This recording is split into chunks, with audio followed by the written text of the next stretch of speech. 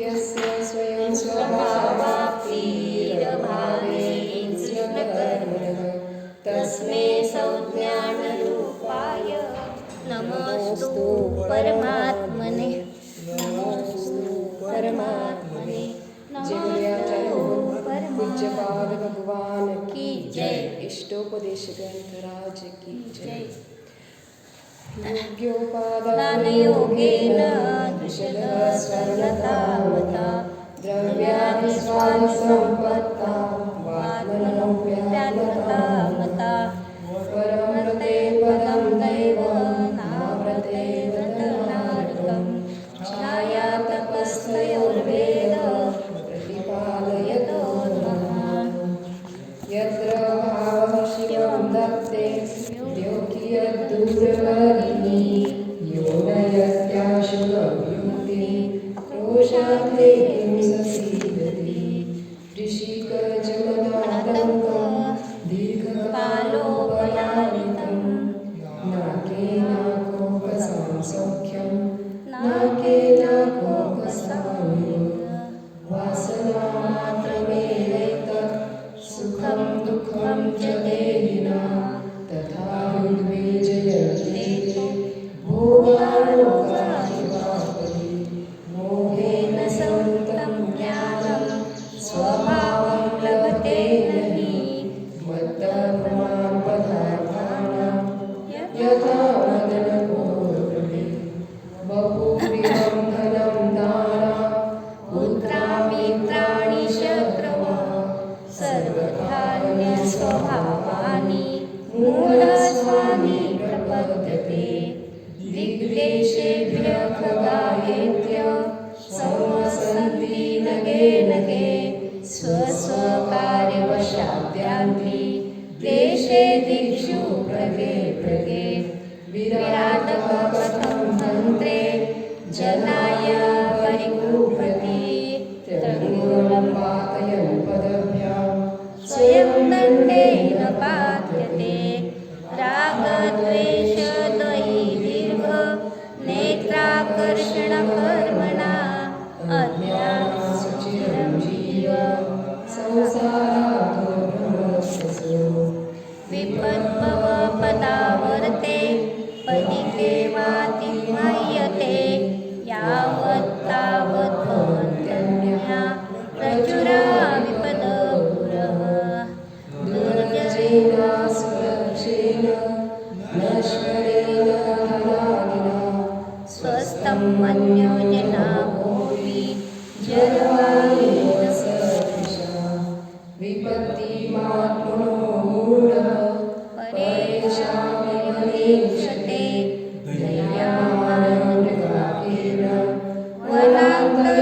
वनान्तरतरुस्तवत् आयुर्वृद्धिक्षयोत्कर्ष हेतुं कालस्य निर्गमं वाञ्छतां हरिणामीष्टं जीवितात्सुतरां त्यागाय श्रेयसे वित्तं वित्तसञ्चिनोति यः स्वशरीरं स्वपङ्केन स्यास्यामीति विलिम्पति आरम्भे तावकान्प्राप्ता वतृप्तिप्रतिपादका अन्ते सुस्त्यजकामान् कामं वसेते सुधी भवति प्राप्य यत्सङ्गं शुचिनी शुचिन्यापि स्वकायसङ्गतापायस्तदर्थं प्रार्थनावृथा यज्जीवस्योपकाराय तद्देहस्यापकारकं यद्देहस्योपकाराय तज्जीवस्यापकारकम् इतश्चिन्तामणिर्दिव्य इतपिन्याकखण्डकं ध्यानेन चेदुपे क्वाद्रियन्ता विवेकिनः स्वसंवेदनसुव्यक्तस्तनुमात्रो निरत्ययो अत्यन्तसौख्यवानात्मा लोकालोकविलोकः संयम्याकरणप्राणो एकाग्रत्वेन चेतसः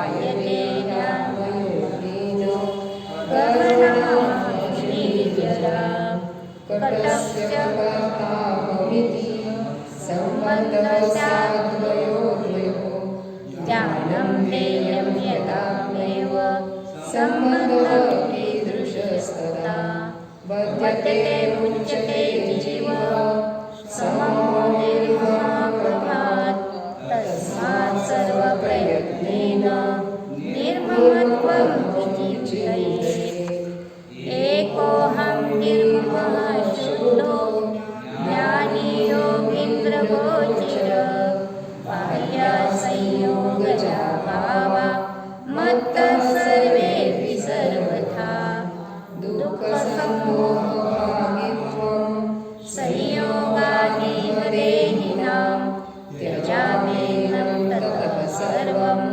मनोवाक्कायकर्मभिः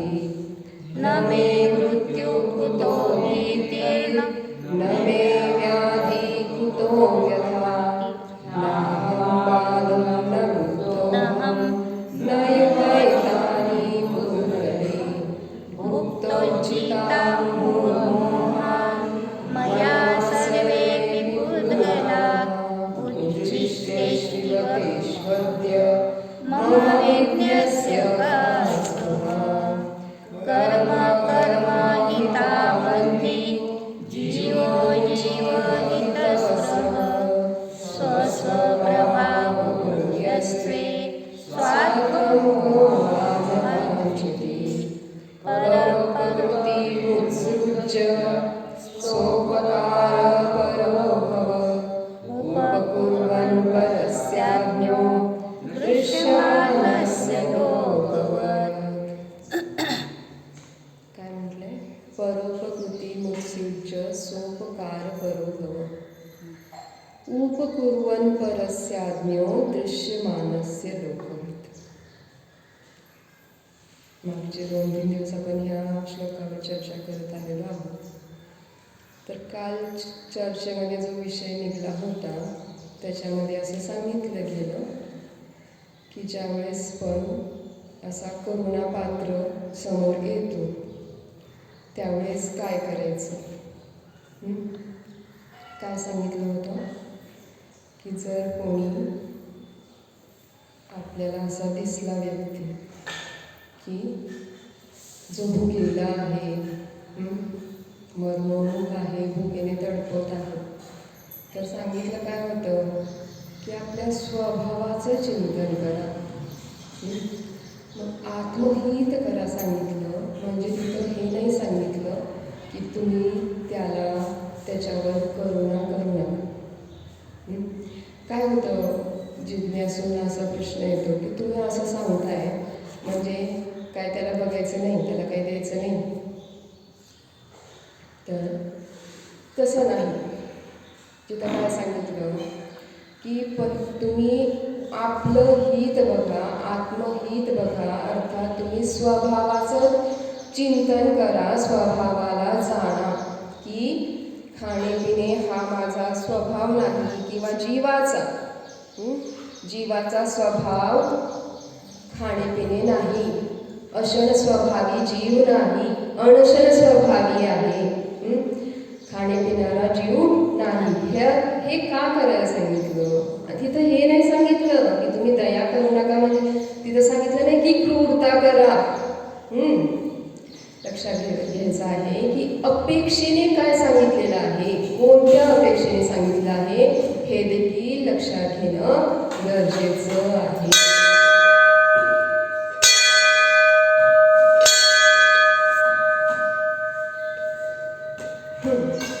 तर काय सांगितलं की तिथं तुम्ही त्याला जे काही यथायोग्य देण्यात योग्य गोष्ट आहे ती द्या, पण तेवढं देऊन तिथंच अडकू नका की मी धर्म केला, मी करुणादान केलं म्हणजे धर्म केला, तिथं अडकू नका. कारण आतापर्यंत तुम्ही हेच तर करत आलेले आहात. सांगतात काय आचार्य की आतापर्यंत खाली सांगितलं ना, दृश्यमानस्य लोकवत उपकुर्वन् परस्य अज्ञो. सांगितलं की ह्या दिसणाऱ्या जगतामध्ये, दिसणाऱ्या विश्वामध्ये परस्य उपकुर्वन्, दुसऱ्याचा उपकार करतानाच दिसतोय जीव, अज्ञ आहे तो. का सांगितलं असं? म्हणजे हे अज्ञ लोक पराचा उपकार करण्यामध्येच धर्म मानतायत. अनेक मतांमध्ये काय सांगितलं की परोपकार म्हणजे ईश्वर सेवा, परोपकार म्हणजे धर्म, दयाच धर्माचा मूल आहे. पण सांगतायत काय, जैन दर्शनामध्ये सांगितलेलं आहे की तुम्ही हे पुण्य कमवता ठीक आहे, पण पाप पुण्याच्या अतीत जाऊन, त्याच्याही वर जाऊन अतींद्रिय सुखाचा आनंद तुम्ही घेऊ शकता ह्या पुण्याच्या आनंदापेक्षा. सांगितलं काय की ठीक आहे ना, तुम्ही दयादान करा, करुणादान करा, त्यामुळे तुम्हाला पुण्य मिळते. पण काय करा, तिथंच अडकू नका, त्याही पेक्षा पुढे जावा. म्हणजे काय पुढे जावा, म्हणजे काय करा, अजून काय करा. तर सांगितलं की स्वभावामध्ये, स्वभावाला जाणा. पुढे जावा म्हणजे काय की स्वभावाला जाणा. कोणतीही देशना उच्च पदावर जाण्यासाठी दिली जाते, खाली उतरण्यासाठी, खाली पडण्यासाठी देशना दिली जात नाही. मग ती देशना तुमच्यासाठी नाही असं समजायचं. का? कारण कोणत्याही देशनेमध्ये तुम्ही खाली पडा, नीचे गिरने के लिए बात नहीं कही जाती. म्हणजे खाली पडण्याला, निष्ठेला प्राप्त होण्यासाठी देशना दिली जात नाही, उपदेश दिला जात नाही. प्रत्येक उपदेश हा वर चढण्यासाठीच दिला जातो, श्रेष्ठता प्राप्त करण्यासाठीच दिला जातो. तर पुण्य पापाच्या अतीत जाऊन श्रेष्ठता प्राप्त करायची, अर्थात आपल्या स्वभावामध्ये जायला सांगितलंय, स्वभावाला जाणायला सांगितलं. म्हणजे इथं हे सांगितलेलं नाही, मला परत परत मेन्शन करावं लागतंय की तिथं करुणा करू नका, दया करू नका, अर्थात क्रूरता करा असं सांगितलेलं नाही. पहिल्या दिवशी चर्चेमध्ये घेतलं होतं, तुम्ही समुद्रामध्ये गटांगळ्या खात आहात. एक जीव आहे जो समुद्रा किनाऱ्यावर आहे, तो पडण्यामध्ये आहे, म्हणजे पडण्याच्या स्थितीमध्ये आहे. एक जीव ऑलरेडी समुद्रामध्ये असाच डुबत आहे. तुम्हाला काय आहे भाव की त्या डुबणाऱ्या जीवाला वाचवायचं, जो पडतोय त्यालाही वाचवायचं, परोपकार. मग हे उपकार करण्याची इच्छा आहे, मान्य आहे, चांगलंच आहे. पराचा उपकार तुमच्या हृदयामध्ये करुणा आहे, ही चांगली गोष्ट आहे. पण तुम्ही गट्यागळा खात आहात, पहिलं स्वतःला तीरावर आणा. म्हणून सांगितलं, काय सांगितलं? सोपकार परोभव, स्वतःचा उपकार करण्यामध्ये तत्पर हो. कुंद आचार्याने सांगितलं आहे, आद हिदम कादवम. काय सांगितलं? आद हिदम कादवम यदि सक्कई परहिदम च कादवम. म्हणजे सांगितलं, स्वतःच्या आत्म्याचं हित करा, आत्महित करा, आणि यदि सक्कई, जर शक्ती असेल, शक्यता असेल तर पराचं हित देखील कराच. पण जे परहित आहे आणि आत्महित आहे, ह्या दोन्हीमध्ये श्रेष्ठ आत्महितच आहे, हे कुंद आचार्याने सांगितलं. म्हणून लक्षात घ्यायचं आहे की हे का सांगितलं, इथे का सांगितलं? परोपकृती मुत्सृज्य स्वोपकार परोभव, हे कोणत्या अपेक्षेने सांगितलं आहे? ही अपेक्षा लक्षात घेणं गरजेचं आहे.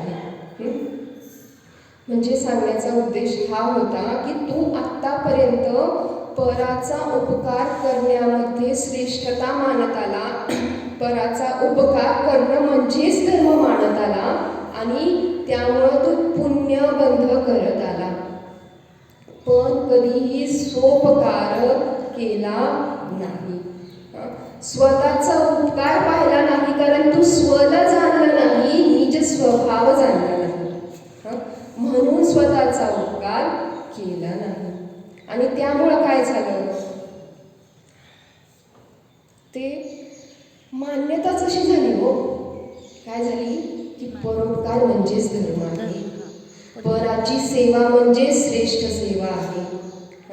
पण ॲक्च्युअल काय सांगितलेलं आहे की फक्त पुण्य पाप सांगताना अन्यमतीमध्ये काय सांगितलं जातं की पराची सेवा करणं म्हणजे पुण्य आहे आणि पराला पीडा देणं, दुःख देणं म्हणजे पाप आहे आणि हाच धर्म आहे. पण आपल्याला काय सांगितलंय, जैन दर्शनामध्ये सांगितलेलं आहे की पुण्य पापाच्या अतीत जाऊन पुण्य पापाच्या अतीत जाऊन निष्पुण्य निष्पाप आत्म्याला जाणा, निष्पुण्य निष्पाप आत्म्याच्या स्वभावाला जाऊन अतींद्रिय सुखाची प्राप्ती करा. काय सांगितलं? अतींद्रिय सुखाची प्राप्ती करा. कारण इथं पुण्यामध्ये तुम्हाला काय मिळणार आहे? इंद्रिय सुखच मिळणार आहे. आणि इंद्रिय सुख कसं आहे? भ्रम मात्र आहे, कल्पना मात्र आहे. म्हणून सांगताय की आपल्याला पुण्य पापाच्या अतीत जाऊन आपल्याला पुण्य पापाच्या अतीत जाऊन म्हणजे पुण्यामध्ये अडकायचं नाहीये. पाप तर सोडूनच दिलं हो. तिथं म्हणताय ना पुण्य पापाच्या अतीत जाऊन, पुण्य पापाच्या अतीत जाऊन म्हणजे काय? पण पाप तर सोडूनच दिलंय म्हणजे अशुभाला तर ऑलरेडी सोडलेला आहे आणि शुभामध्ये सुद्धा अडकायचं नाहीये. आपल्याला वर छतावर जायचं आहे तर आपण हे खालचा भाग तर सोडलेलाच आहे सीडीमध्ये, पण सीडीमध्ये चढकायचं नाहीये, पायऱ्यांमध्ये चढकायचं नाहीये, पायऱ्याला पण सोडायचे तर आपण छतावर जाऊ शकतोय. तर तेच सांगितलेलं आहे की आपल्याला आपण सोडलेलंच आहे. हे अशुभाला तर सोडलेलंच आहे, पापाला तर सोडलेलंच आहे, क्रूरता तर सोडलेलीच आहे, स्वभावामध्ये क्रूरता तर नाहीच. पण पुण्याला, दयेला, करुणेलाच धर्म मानून बसणे ही चूक आहे ना. म्हणून सांगितलं परोपकृती मुत्सृज्य स्वोपकार परोपकार. लक्षात घ्यायचं आहे की म्हणून सांगितलं परोपकार सोडून द्या म्हणून. म्हणजे परोपकार करूच नका, तुम्ही काय करा दुसऱ्याचं बघू नका, मुझे किसी की बडी नाही सांगितलं इथे. परोपकार करू नका, मी माझं बघणार हे नाही सांगितलं. सांगितलं काय आहे की तुम्ही परोपकारामध्येच धर्म मानता आहे, दयेमध्येच धर्म मानता आहे, करुणेमध्येच धर्म मानता आहे, पुण्यामध्येच धर्म मानता आहे, तर तिथे चूक करता आहात. कारण काय सांगितलेलं आहे? म्हणजे आज मी त्याला दिलं, जो भुकेला होता त्याला मी दिलं, त्याच्यामध्ये मी धर्म मानला, तिथंच थांबलं. दुसऱ्या दिवशी दिलं, एक कुत्रा आला त्याच्या हातातलं घेऊन गेला. तिसऱ्या दिवशी दिलं, कावळा आला त्याच्या हातातलं घेऊन गेला. का बरं असं घडलं? मी तर दिलं होतं की. पण काय सांगितलं की प्रत्येक जीव त्याच्या कर्मानुसार परिणमन करते आणि त्याचे तसे उदय येत आहेत, ते लक्षात घेणं गरजेचं आहे. मी दिलं म्हणून त्याचा पोट भरलेला नाहीये, ते काय होतं? मी निमित्त होते. आलं लक्षात? म्हणजे इथं आपण जो कर्ता भाव घेतो, अहम भाव घेतो की मी त्याचं पोट भरलं, नाही, ते तसं होणारच होतं. ते तसं त्याच्या परिणामानुसार तसंच होणार होतं, तशी परिणती होणारच होती, म्हणून ते घडलं. इथं काय होतंय की मी दिलं म्हणून तिथे आनंद मानला जातो. मी दिलं म्हणून अहंभाव की माझ्यामुळे त्याचं पोट भरलं, मी दिलं नसतं तर ते उपाशीच राहिला असतं. असं नाही. जर त्याला मिळणार असलं तर कुठूनही मिळणार आहे, आणि जर त्याला मिळणार असलं तुम्ही कितीही द्या, त्याला ग्रहण करू शकणार नाही. कुत्र्याने नेलं, कावळ्याने नेलं. एका वक्त्याने काही काळापूर्वी ऐकलं होतं मी प्रवचन, त्याच्यामध्ये एका वक्त्याने सांगितलं आत्ता त्याच्या घडलेल्या जीवनातील गोष्ट. एक अंगणात बसले होते, त्यांचे सगळे नातेवाईक मिळून बसले होते आणि एक पक्षी ते पतंगाच्या दोरीमध्ये अडकल्या झाडामध्ये, तिथे समोर दिसला. त्यांना करुणा आली, दया आली की त्याला सोडवावं, तडपडतोय तो. दुसऱ्यांपेक्षा आपल्याला जरा जास्त येते. आपण जास्त दयेने भरलेलो असतो. कारण निर्ममता ऑलरेडी सुटलेली असते. ती निर्ममता वेगळी. तर मग काय होतं की ते जातात, त्यांच्यामधला एक जण जातो, तो व्यक्ती, सगळे मिळून धडपडतात त्याला सोडवण्यासाठी. त्याला सोडवलं जातं, वरनं त्याला छतावर जाऊन वगैरे धडपडून काढलं जातं. तो पक्षी खाली पडतो. खाली पडल्यानंतर तिकडून मांजर येतं, घेऊन जातं. म्हणजे बघा की तुम्हाला वाचवण्याचे भाव होते, वाचू शकला का तुम्ही त्याला?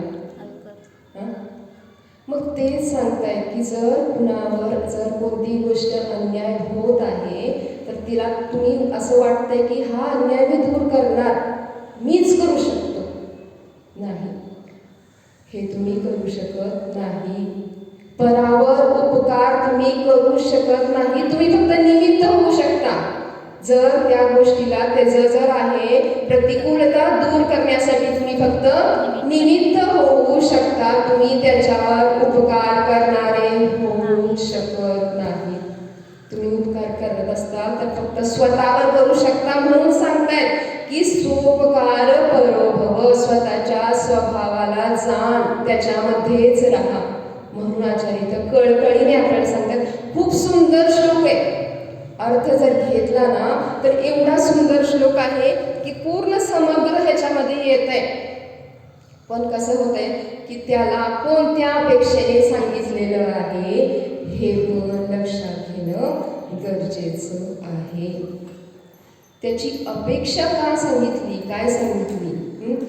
फ्लाईटमध्ये ज्यावेळेस सफर करतो त्यावेळेस सांगितलं जातं की ज्यावेळेस प्रेशर वाढते, ऑक्सिजनची कमी होतीये, त्यावेळेस ऑक्सिजन मास्क आपला पहिला लावा आणि नंतर मग तुम्ही बाकीचे तुमचे जे काही लहान मुलं आहेत, वडीलबाई आहेत, जे तुमच्या सोबत जे ज्येष्ठगण आहेत त्यांना नंतर लावा, पहिला आपला मास्क लावा.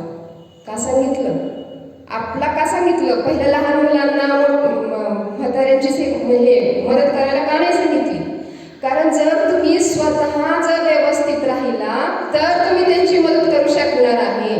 तुम्हाला देखील ऑक्सिजनची कमी आहे म्हणून तुम्ही त्यांना करायला गेला तर काय होणार आहे? तुम्ही त्यांचीही मदत करू शकणार नाही आणि तुम्ही स्वतःची मदत करू शकणार नाही.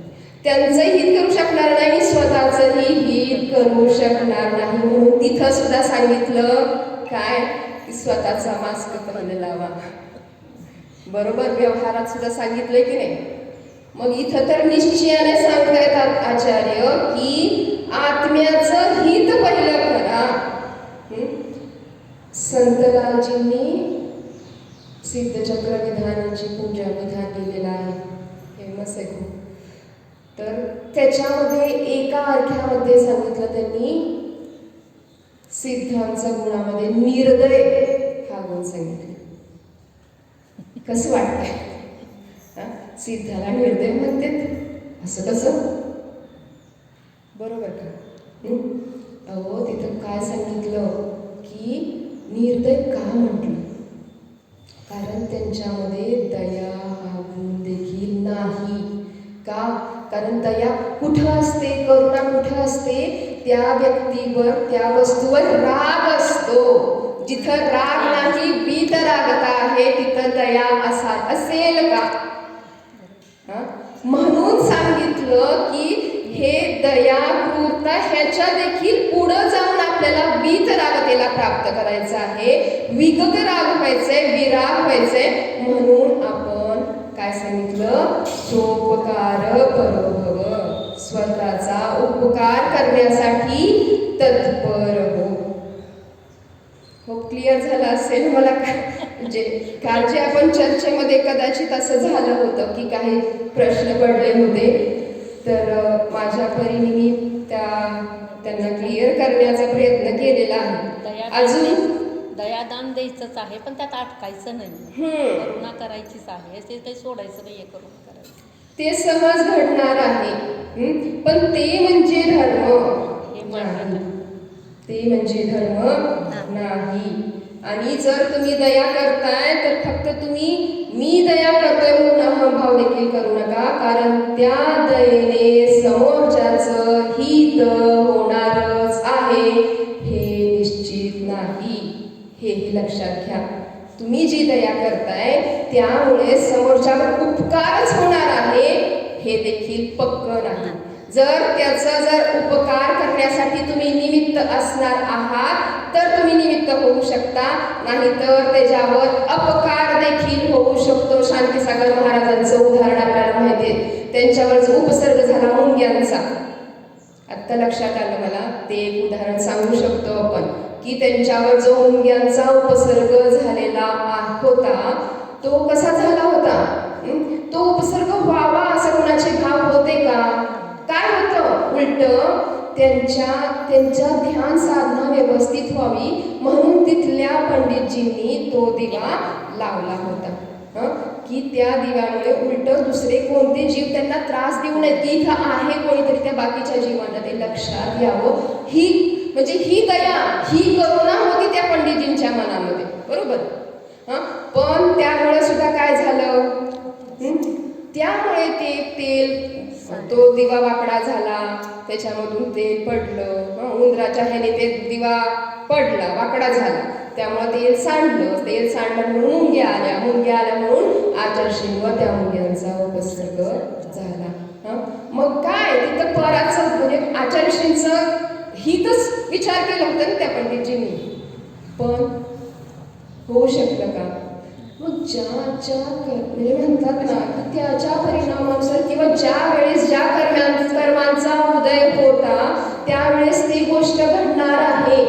तुम्ही त्याला काही करू शकत नाही. तुम्ही जर चांगलं होतंय तर तुम्ही फक्त निमित्त आहात हे लक्षात घ्या.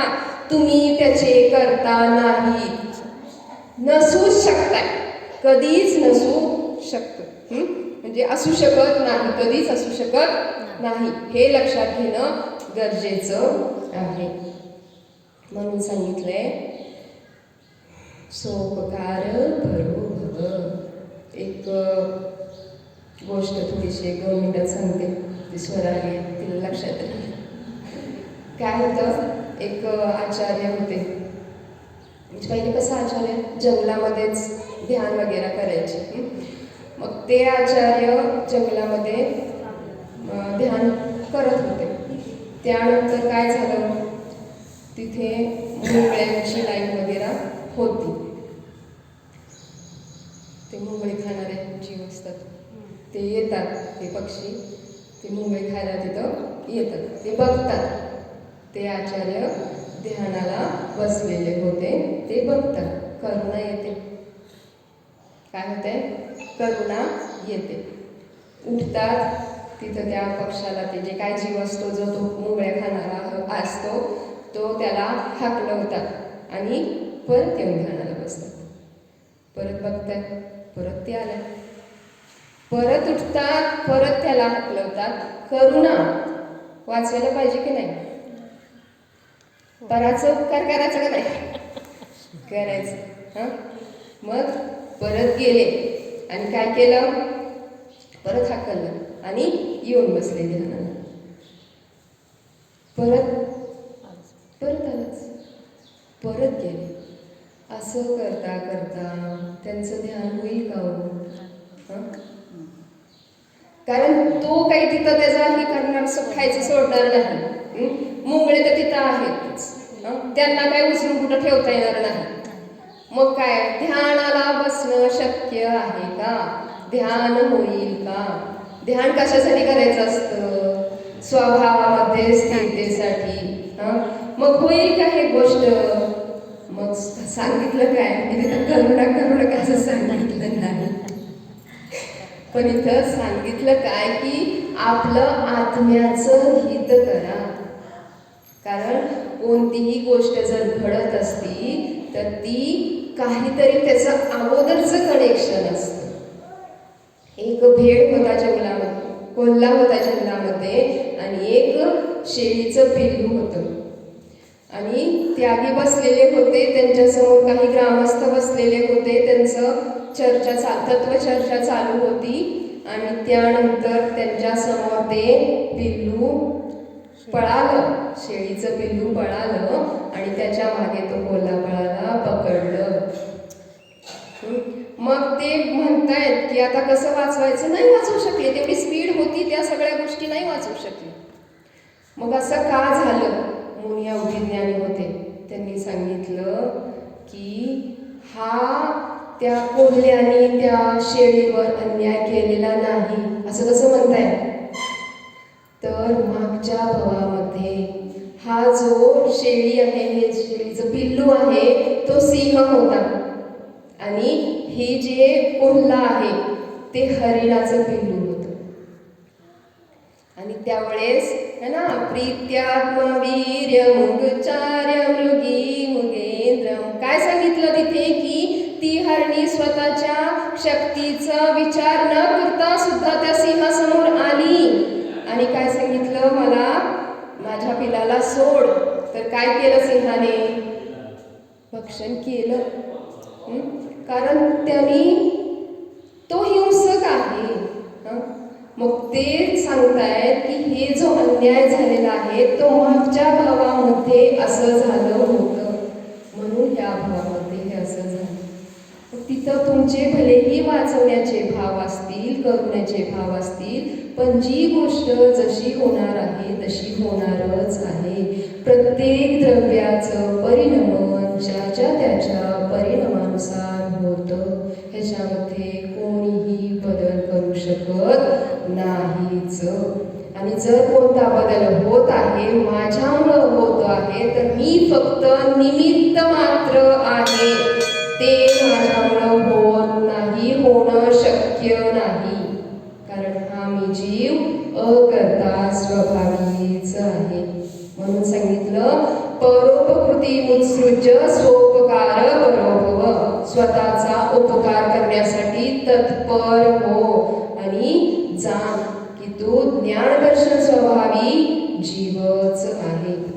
जय 24 भगवान की जय, जनवाणी माता की जय. धर्म करत संसार करत निर्माण, धर्म करत साधे ज्ञान समान. जिनवाणी की स्तुती करे अल्पबुद्धी परिणाम, श्रावक विनंती करे त्या माते मोही त्या. जग सिद्धांत शास्त्र की जय, जनवाणी माता की जय. संगपतीची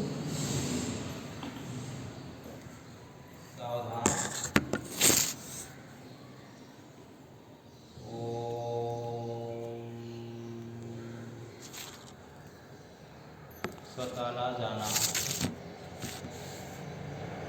की मी कोण आहे. मी एक जीवद्रव्य आहे. मी हा उद्गल शरीरापासून परपदार्थापासून भिन्न आहे.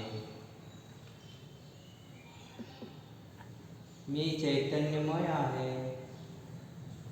चैतन्य प्राणावर जगतो. मी मन वचन काय रहित आहे.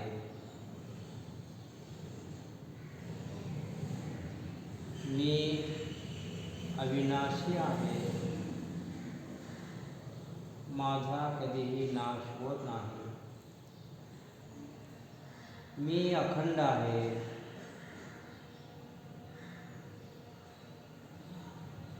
मी नित्य आहे. मी अनादि अनंत स्वरूपी आहे. मी अनंत गुणांचा अखंड पिंड आहे. मी स्वचतुष्टय स्वरूप आहे.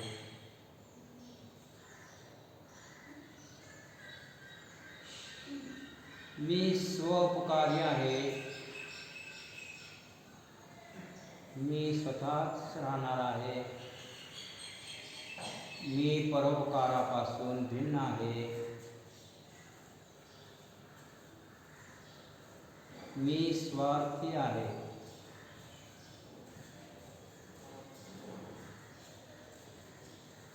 मी शुद्ध आहे, बुद्ध आहे, सिद्ध स्वरूपी आहे. मी ज्ञान शरीर आहे. ज्ञान हेच माझे शरीर आहे. मी द्रव्य कर्म, भाव कर्म, नो कर्मापासून भिन्न आहे.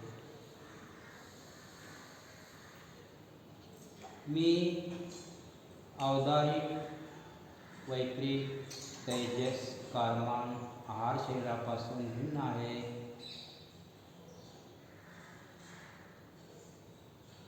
मी एकोहम, एकत्व स्वरूपी आहे. मी ममत्व रहित आहे. मी सोपकारी आहे. मी परोपकारी नाही. मी समता स्वरूप आहे. मी शांत आहे. ओम